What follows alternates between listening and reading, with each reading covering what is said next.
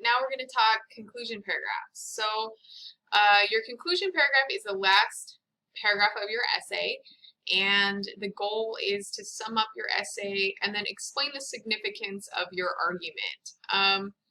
Your conclusion paragraph, like an introduction, depends on how long your essay is, right? Like if you're writing a 25-page paper, your conclusion is probably going to be a couple pages long. If you're writing a 5-page essay like we are, then your conclusion should be short, about half a page to 3/4 of a page long. One of the mistakes students often make is that they write their body paragraphs, write their introduction, and then let's say they're at 4 pages, but they need to get to 5. So they write a super long conclusion. That's not effective. It's just too long of a conclusion for too little information. And so in that scenario, you should add another body paragraph rather than write an extra long conclusion. You want to make sure your conclusion is proportional to the rest of your essay. So like I said, for a 5-page essay, you're looking at half a page to 3/4 of a page for your conclusion.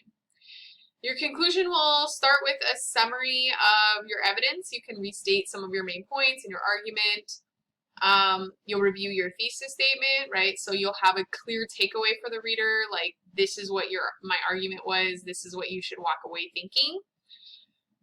And then largely what you'll do in your conclusion is you're going to spend a lot of time talking about why this is significant.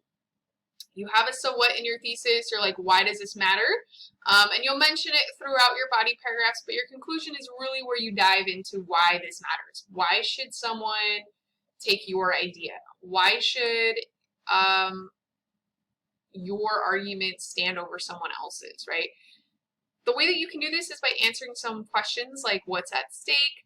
Why does this matter? Who should care? What should change? What happens if everything stays the same? And then you'll wrap up, like the last sentence or two can really be like next steps, like what can be done or what should be done next. So for your upcoming essay number 1, where we're talking about like external factors or internal factors that relate to your success in college, you'll talk about like what's at stake, right? Your own success is at stake.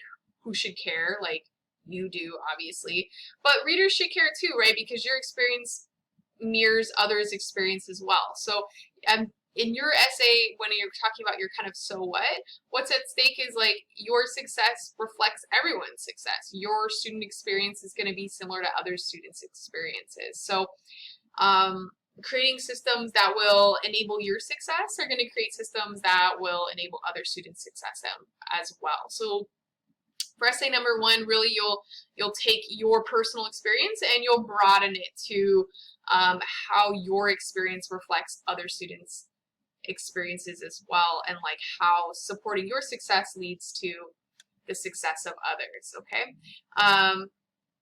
So that's your conclusion. Your conclusion is important. Don't wait till like the last minute when you're like scrambling to get things done to write your conclusion. Really take some time to dive into it, because your conclusion is really what's at stake. Why does this matter, really? And that obviously is really important.